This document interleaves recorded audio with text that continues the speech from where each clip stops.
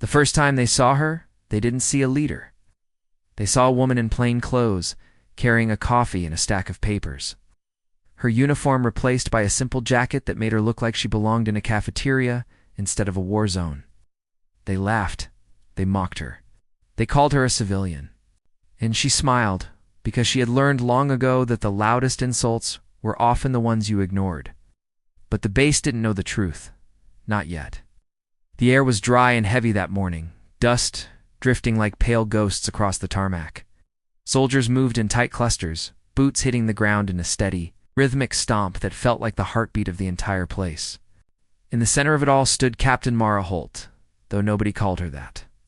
Nobody called her anything that mattered, till the moment the commander stepped forward and asked a simple question. Before I tell you what happened next, tell me in the comments where you're rewatching from. I love knowing who's listening. Mara had been sent to the base on a routine inspection. Or that was what the official report said. The truth was far more complicated. She was there because something had gone wrong, and the only way to fix it was to walk into a room full of men who believed she didn't belong. The mockery started small, a joke about her shoes, a comment about her soft hands, the kind of words meant to remind her she was out of place. She heard them, felt them like a light sting, and chose to respond with nothing but a calm smile. She wasn't afraid. She was tired, not of the soldiers, of the constant need to prove she existed.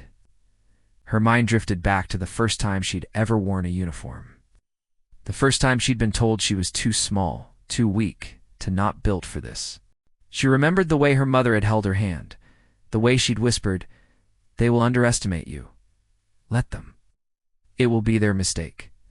Mara had built her life around that mistake. The base commander, Colonel Rains, had called her into a meeting with a sense of urgency that made the air seem thinner. The room was cold, fluorescent lights buzzing overhead. Every face in the room was turned toward her, not in respect but in judgment.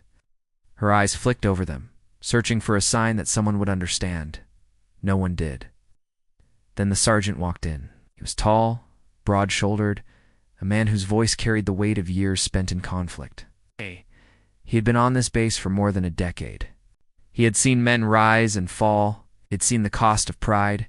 He knew the language of fear. When he spoke, the room went quiet. "Is this the civilian?" someone asked, trying to sound brave. Mara felt her stomach tighten. The insult was a blade, and it was aimed straight at her chest. She didn't respond. She didn't need to. The sergeant's eyes did all the talking. He looked at her, and for a moment the room held its breath. The dust in the air seemed to pause. Even the fluorescent lights felt dimmer. Then he said her name. Mara Holt. The words landed like a gunshot. A murmur rippled through the room. Heads turned. Whispers spread. The same men who had laughed were suddenly looking at her differently, as if the air around her had changed.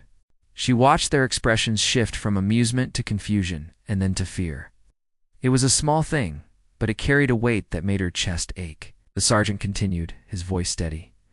"Ask her rank." The colonel blinked, uncertain. "Oh." He cleared his throat, trying to regain control. "Sergeant, I don't ask her," the sergeant repeated. The colonel's hands trembled slightly as he pulled out a folder, his eyes scanning the papers as if he could find an answer written in the ink.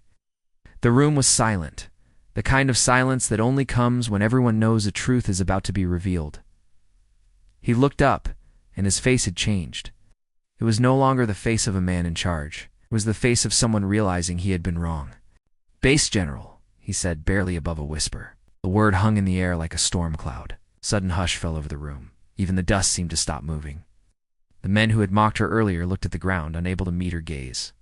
Some swallowed hard. Others clenched their fists, not out of anger, but out of shame. Mara felt something in her chest loosen, not pride, not triumph, relief. She had not wanted this moment. She had only wanted to be treated as a human being. The sergeant's eyes softened as he watched the men's reaction. He knew the cost of respect, and he knew the cost of pretending it didn't matter. He stepped forward and bowed his head slightly, not in submission, but in acknowledgement.